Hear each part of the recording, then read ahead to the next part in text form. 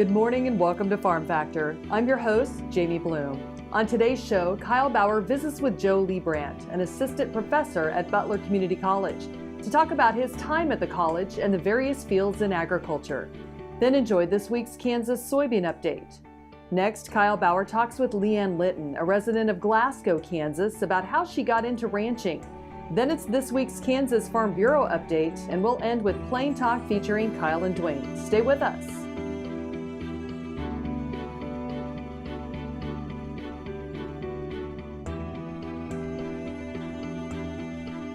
Closed captioning brought to you by Ag Promo Source. Together we grow. Learn more at agpromosource.com. This segment brought to you by Kansas Farm Bureau, the voice of agriculture. To join today or more information, go to kfb.org or find us on Facebook and Twitter. Welcome to Farm Factor. Up first, Kyle visits with Joe Leibbradt to talk about agriculture and academics at Butler Community College. Hi, this is Kyle Bauer visiting today with Joe Leibbradt. He is an instructor at El Dorado Community College, Butler in El Dorado, Kansas. Right. There we go. And we're going to talk about careers in agriculture and how it isn't always a straight line. I think Joe's a great example of that. Joe, let's tell about your venture voyage and how you ended up at Butler Community College. All right. Yeah. Butler, or one of the things I tell students this too, is there are many diverse opportunities in agriculture. And, even for myself, I certainly was an example of that. When I was young, I always had a desire to teach, it could be a long story, but had a job opportunity after college. Cattle markets kind of changed, and that job fell through, and it was understandable. Now, where'd you go to school at? Butler Community College is where I did go to school at as well. Grew up in Northwest Kansas and went to school there at Butler Community College. And anyway, in that process, I did want to go into ag education. But again, had job opportunity. So I switched majors, things changed, and then cattle markets crashed kind of in 1995, and all of a sudden I was without a job that I thought I was going to have, and then I was out of the major, was not in a major that I really wanted. And so I ended up managing the swine research farm for the University of Arkansas following my graduation from K-State. And then because I did kind of like the education, some of that aspect, I got into extension. So I started with K-State Research and Extension in 2002 and worked there for 12 years total. And then 3 years ago, I still had, through all that process, had the desire to teach. That was a burning passion for me, but seemed like it never worked out. And then 3 years ago, the right opportunity came along, and I had a chance to return to my alma mater, Butler Community College, to be an ag instructor there. And so I'm starting into my 4th year there here this fall, and it's been an exciting venture. Let's talk about the students that come to you at Butler. I mean, being a community college, they can't get a 4-year degree there, but you probably have a huge variation in your students. We do. We have a strong regional pull, and I say regional right there in kind of the Flint Hills, in that region, and Wichita, kind of right around there. Very strong pull, and we have a lot from Wichita. We have a lot of pre-vet majors that never been around a farm at all, that come from Wichita or some other areas as well. And then also, we have the traditional kids that grew up on a farm or ranch and want to get more education on the production side. And then we do have that regional pull, but we have kids from throughout the state, as well as, from coast to coast. We have some kids from Oregon to Florida, and we even had a student from Australia last year. So yeah, it's kind of interesting, and it makes my job fun because you get to meet a variety of kids. But the great thing about agriculture is most people that are a part of it and want to be a part of it are really great people, and that's true with the students as well. Visiting with Joe Leibbradt. He is an instructor at Butler Community College. This is Kyle Bauer reporting. Back to you, Jamie. Thanks, Kyle. Be sure to come back after these messages for this week's Kansas Soybean Update.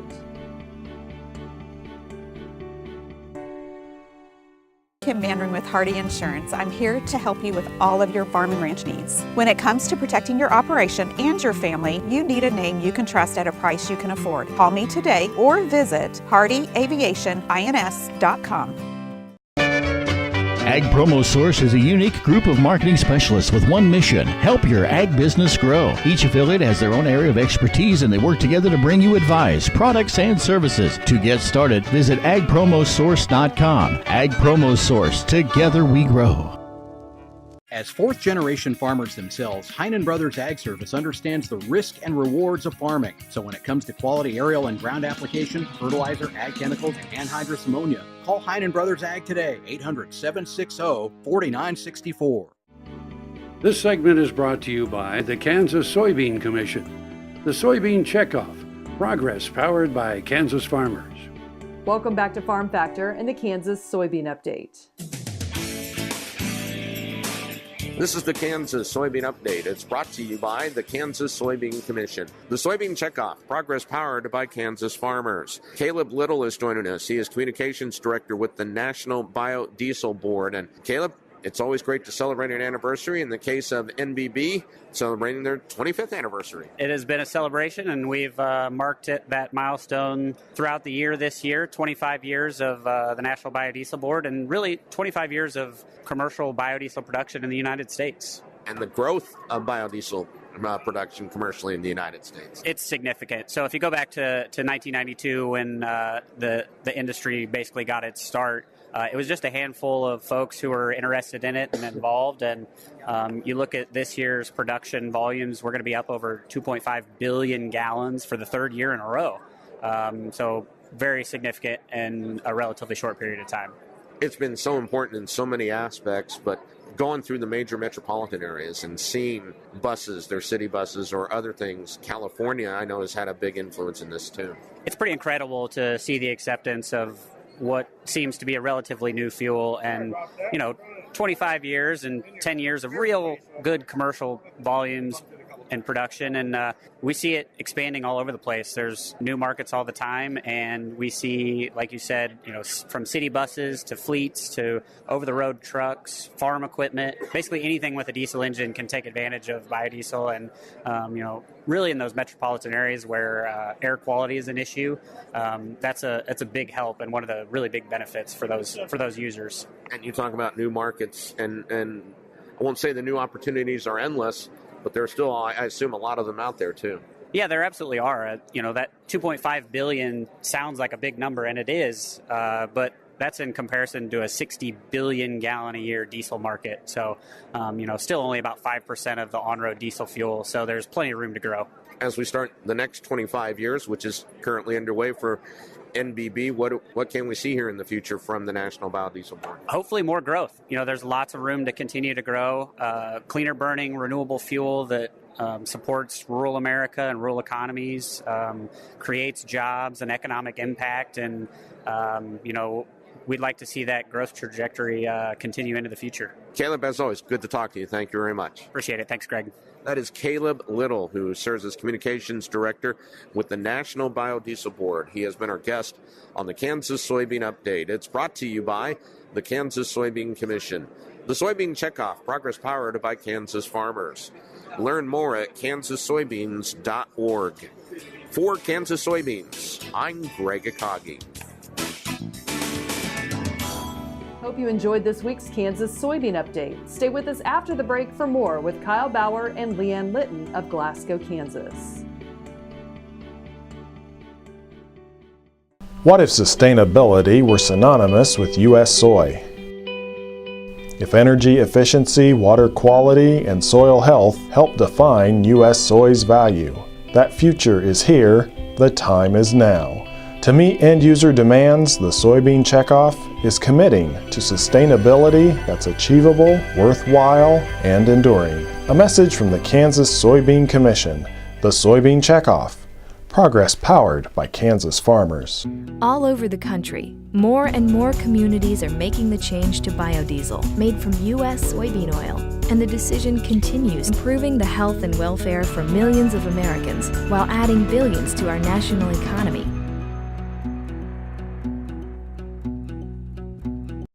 Valley Vet Supply is devoted to providing information and professional quality products at reasonable prices.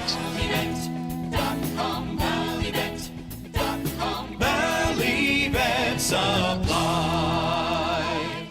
This segment brought to you by Sure Crop, liquid crop nutrition delivered right to your farm. We're back with Kyle Bauer and Leanne Litton.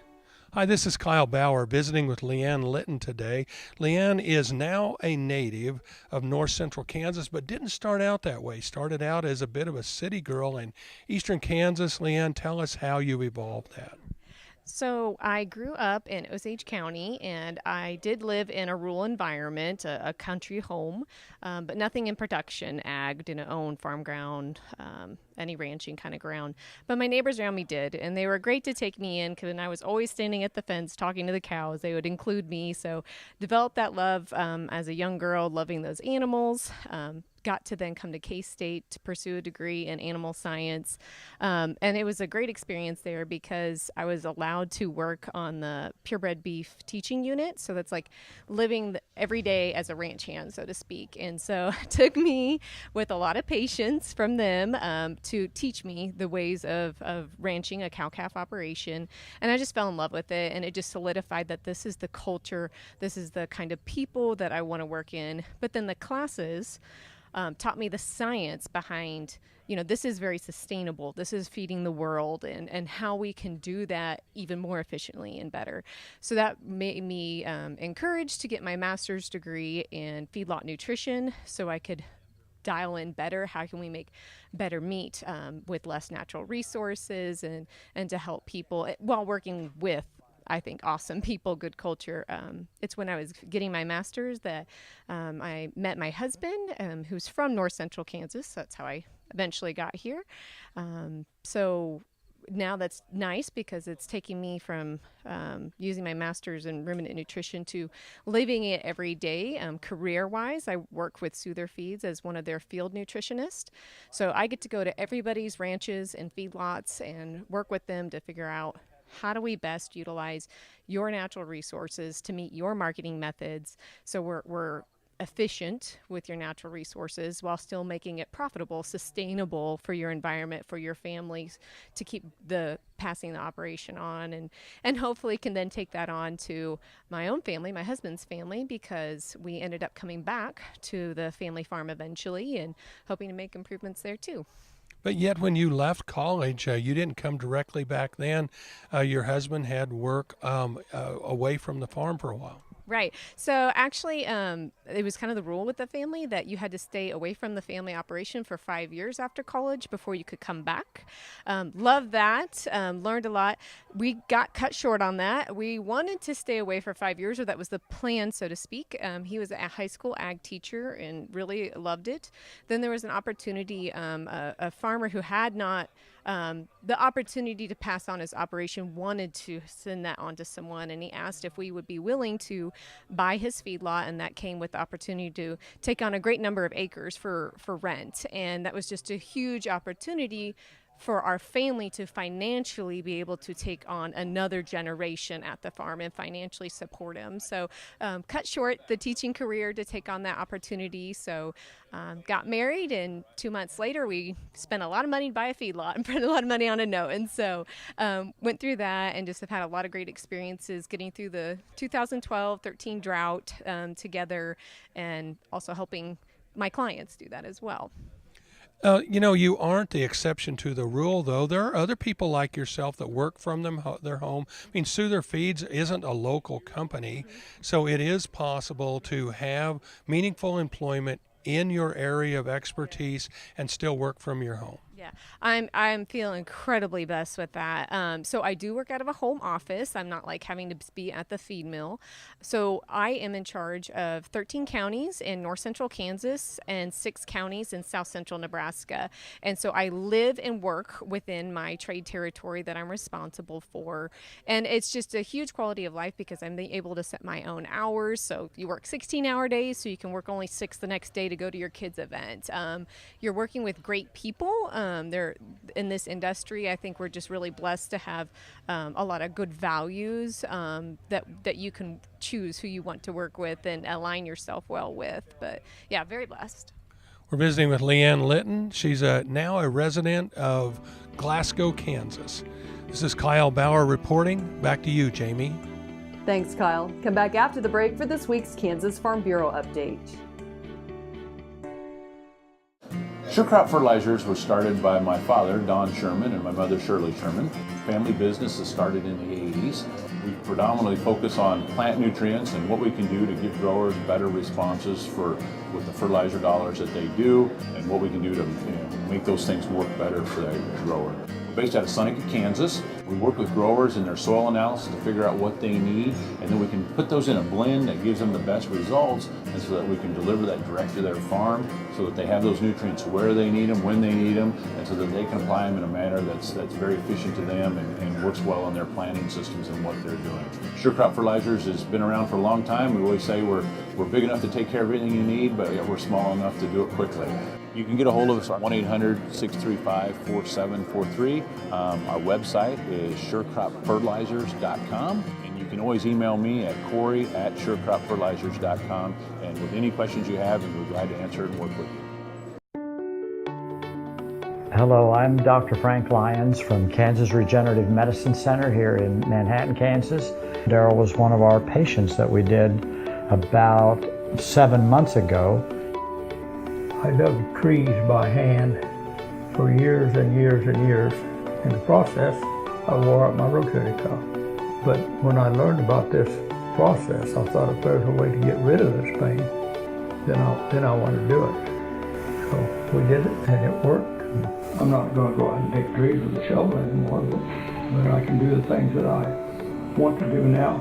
Well, it's been very gratifying to help people with their painful joints and other entities, and it's been especially gratifying to be able to help people who I know and have worked with and known for many years.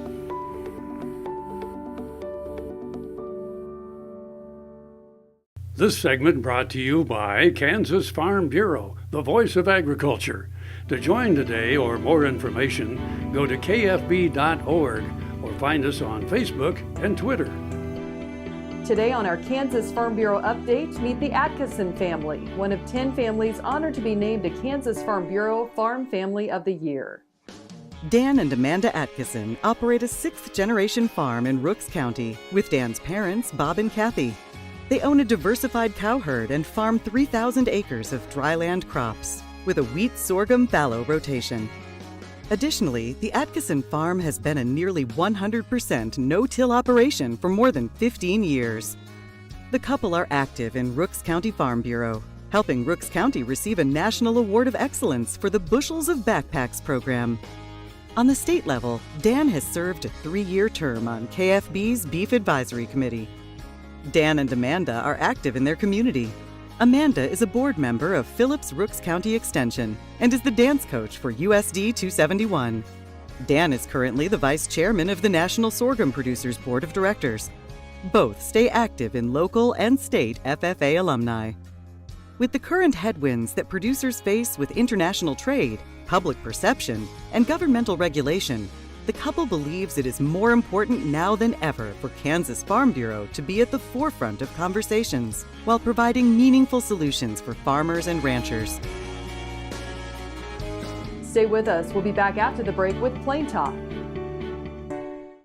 Tarwater Farm and Home is a 40-year-old local family-owned business. Clothing for work and play, seeds and feeds, boots, toys for the kids, and tools you'll need for around the house and farm. And a service department to keep them in top running order. It's a big store, so take some time to see what they have for your farm and home. Tarwater's everyday pricing is like others' sale prices. When you need it, they've got it. Tarwater Farm and Home, 4107 North Topeka Boulevard. Kim Mandarin with Hardy Insurance. I'm here to help you with all of your farm and ranch needs. When it comes to protecting your operation and your family, you need a name you can trust at a price you can afford. Call me today or visit hardyaviationins.com. Next time you see a beautiful field of corn, reach out and thank the farmers who work tirelessly to raise corn. for livestock feed, renewable fuels, and exports to feed a growing world population. The farmers on the Kansas Corn Commission work for Kansas Corn with grower-funded checkoff dollars that support foreign and domestic market development, research, promotion, and education to expand opportunities for Kansas farmers. To learn more, visit kscorn.com. KFRM is one of the largest farm radio stations in the nation, dedicated to informing and entertaining rural listeners from northern Oklahoma to southwestern Nebraska. You can catch KFRM in many ways. Of course, 550 on the AM dial, streaming at kfrm.com, or on your smartphone by going to the TuneIn Radio app, or on Ag AM in Kansas on Tuesdays and Facebook every day of the week. KFRM, tune us in. You'll be glad you did. This segment brought to you by Kansas Corn. Learn more at kscorn.com. Welcome back. Now let's see what Kyle and Duane are up to on Plain Talk. Hi, this is Kyle Bauer with Plain Talk with Duane Taves. Kyle Bauer, your fact or fiction question of the day. It's dueling is legal in Paraguay if both parties are member of the Populist Party. And that law was fiction? passed by the other party. Yeah. So dueling in Paraguay is legal as long as both individuals in the duel are members of the Populist Party. I couldn't even find Paraguay on the map. Is it by Uruguay? It's over there on the wall. Or you should weigh somewhere else. No, that didn't Paraguay work. is South Latin America, right? Latin America. Yeah. I'll go with true. It's false. Oh. It is legal as long as both parties are registered blood donors. You can't make this stuff up. You know, that occurred to me the other day, not on blood donoring, because I've gotten back in the swing of blood donating. Donating? Donating? Giving blood. Donating blood. But the other day I was traveling down the road and just had a thought. I'm also an organ donor. Okay. And I thought, well, I don't even know where I keep my organ. But no, I thought, I'm 60 years old. Right. I'm thinking, why are they going to want it? Nobody's going to want this. Yeah, trust me, they're going to want it. Really? Yeah. Well, at some age, though, you need to come off that list, don't you? Well, first of all, I'm not going in as a cadaver. Okay, you're not. Okay, I'm not the whole medical body. science thing. No. Somebody is like Somebody a live. might recognize me laying on the table. A live body really is going to get some good out of this. Otherwise, that's right, it's yeah. not no deal. I'm not no deal. You Right. didn't donate it to science. No, it's just. But you're saying that. Don't you think at some age? I suspect at some age maybe they would be concerned. I mean, for instance, but why would they want these eyes? I mean, it's like, yeah. versus one that doesn't work at all. Well, all right. And actually they're even doing limbs now, like hands and arms. Right. And it's like, well, it's a little scarred up, but yeah, it works pretty good. I wouldn't recommend taking that one finger on my left hand. It's been broke a couple times. Oh my gosh. I'll leave his name out, but a friend of mine went to a special hand guy here in the last few weeks because his finger is like, not quite that bad, but it's about like this. It's off at a and 45. Actually, he does anything. He'll pull a Kleenex out of a box and dislocate it. Oh. I mean, it's like, and he went to talk to the guy, to the special hand guy. Yeah. And the guy goes, okay, make a fist. And he just makes a fist. And he goes, I'd have bet $100 you couldn't do that. Really? And the guy goes, I should have bet you before to pay for this. Pay for my visit. My here. visit's free. I can make a fist. Yeah, exactly. So can they do anything about it, or is it just the fact that the ligaments are all it's shot and they don't hold in place? But he's already gotten a lot of arthritis in it because it's been dislocated and or jammed so many times over his life. And he's going, really, you need a joint replacement. And it's like, really? I'm not going to play for that. All right. Well, no, he was like, okay. And the guy was going, no, only lasts about 20 years, and you aren't old enough. Oh. He said, if you came in here at 60, I'd do it in a heartbeat. Yeah. But at your age, not going to do it because you'd have to have another one done in about 20 years. A finger joint replacement. Yes. Never heard of such a thing. I hadn't either. Thanks for joining us. I'm your host, Jamie Bloom, and I hope you enjoyed today's show. See you next week on Farm Factor. Closed captioning brought to you by Ag Promo Source. Together we grow. Learn more at agpromosource.com.